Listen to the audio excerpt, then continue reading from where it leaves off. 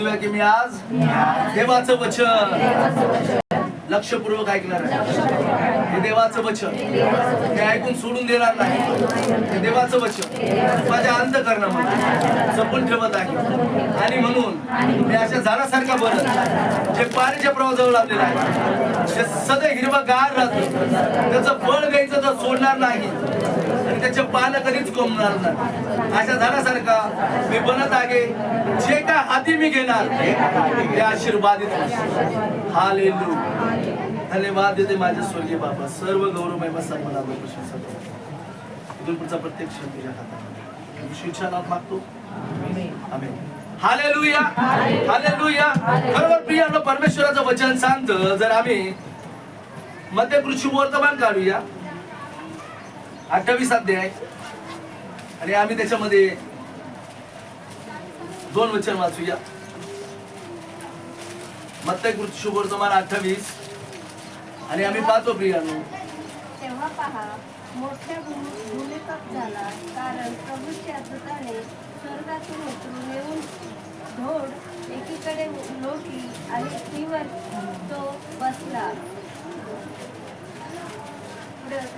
पुढे त्याचे रूप विजेसारखे होते व त्याचे वस्त्र बर्फासारखे शुभ्र होते.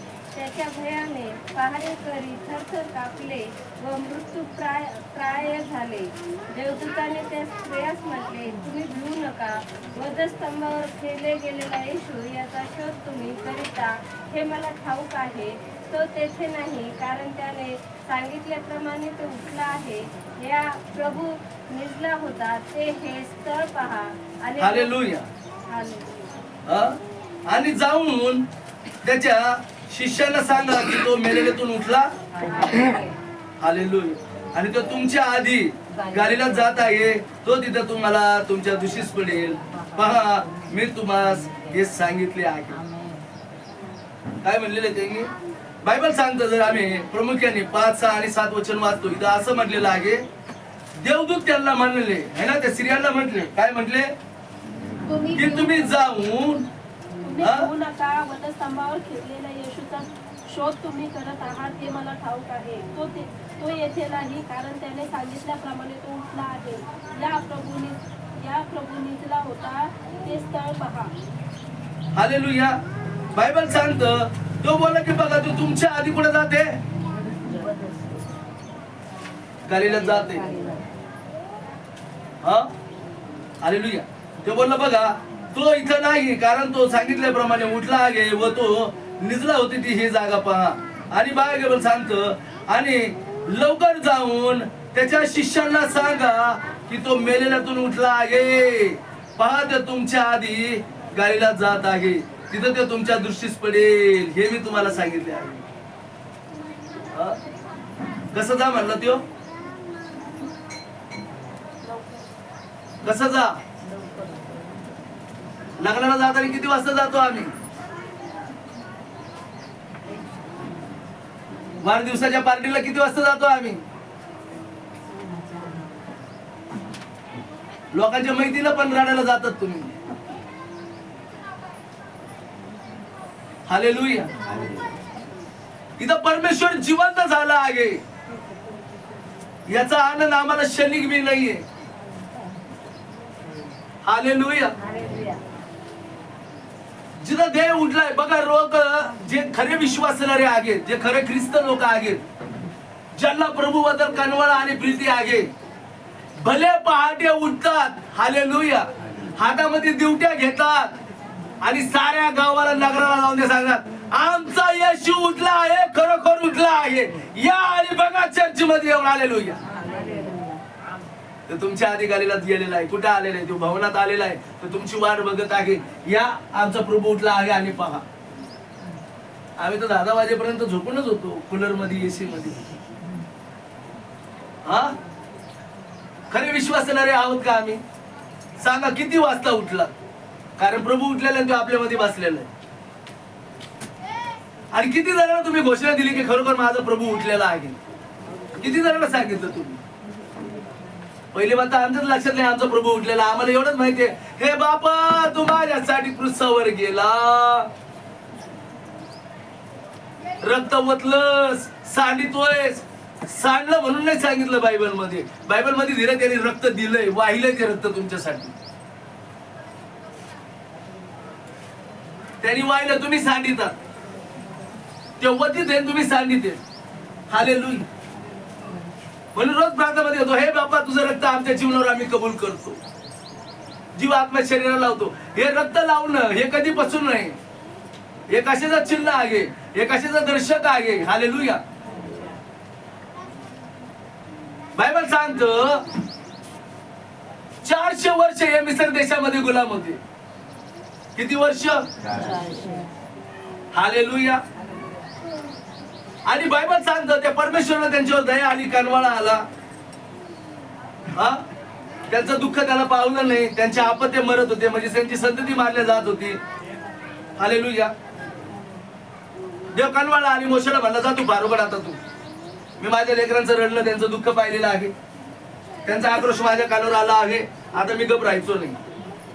आता तू जा आणि फारोला जाऊन सांग, इब्रियांचा देव, यहुद्यांचा देव, अब्राहम, इसाक आणि याकोबाचा देव त्याच्या लेकरांना उत्सव आणि आनंद करायला बोलवित आहे. कशाला बोलविते?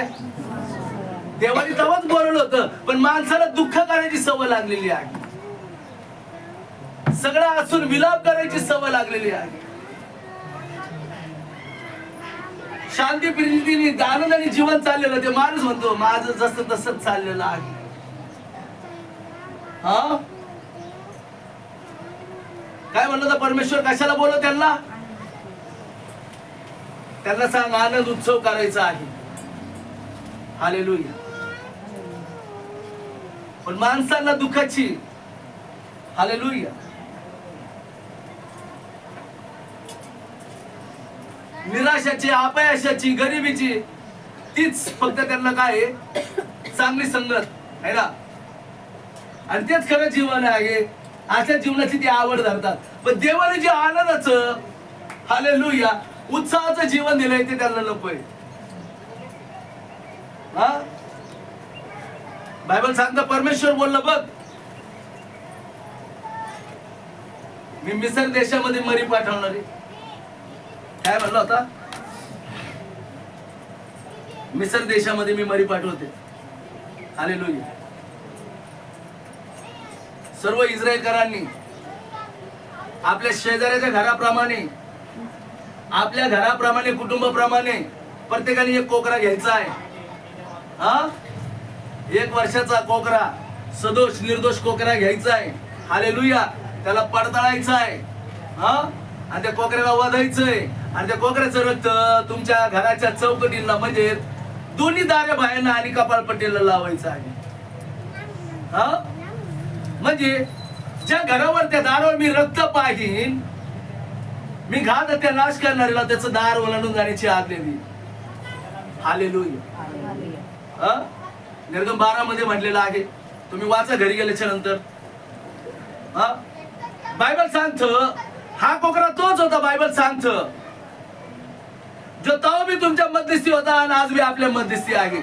इस्रायल लोकांनी त्यांचं पहिलं प्रथम फळ वाचवण्यासाठी कोकऱ्याला पुढे केलं, कोकऱ्याचं रक्त पुढे केलं. समजतंय वचन प्रियानो? हालेलुया. मिस्र देशाला हे माहित होते. मिस्र फारो राजाला माहित होतं, त्याच्या प्रजेला हे माहित होतं. देवाने त्याच्या लोकांना हे सांगितलं होतं, कोकऱ्याचं रक्त घे तुझ्या दाराच्या कपाळपट्टीला, दोन्ही दारा बायला लाव. ज्या ज्या चौकटीवर, ज्या ज्या घरावर मी हे रक्त पाहिजे, हा, ते दार मी ओलांडून जाण्याची आज्ञा दिली. जिम्मरी, जो घात करणारा देवदूत आहे, त्याला मी तुमच्या घरात घुसू देणार नाही. विचार करा, देव तेव्हापासून तुम्हाला आतापर्यंत सांभाळत आहे. आणि तीच गोष्टी जशी आम्ही पाहतो गुड फ्रायडेच्या दिवशी झाली. येशू ख्रिस्तानी पुन्हा त्याच वलनाची आठवण करून दिली की ते वलन सण जो तुमच्यासाठी कोकरा मारला गेला होता, तो कोकरा दुसरा तिसरा कोण नाही, तो मी होता. जर तुम्ही यहोवान शुभवर्तमानामध्ये वाचलं, येशू ख्रिस्ताला पाहून यहोवान बोलतो हा जगाचं पाप हरण करणारा देवाचा कोकरा आहे. काय म्हटलं? यहोवान पहिल्या अध्यायामध्ये वाचाल तर तुम्ही म्हणताल हा हा खरा देवाचा कोकरा आहे, जो जगाचे पाप हरण करण्यासाठी आलेला आहे. हालेलुया. हा, बायबल सांगतं परमेश्वर बोलला होता निर्दोष आणि कोकरा आहे ना, सदोष कोकरा. जसं की पिलात त्याला बोलले बघा याच्यामध्ये मला कुठलाच दोष आढळत नाही. येशूला एकदा नाही, दोनदा नाही, तीनदा त्यांनी तो बोलला याच्यात मला कुठलाच दोष आढळतच नाहीये, याच्यात कुठलं पापच नाहीये. हालेलुया. हा निर्दोष आहे. आणि बघा तो निर्दोष कोकरा तुमच्या माझ्यासाठी मारले गेला.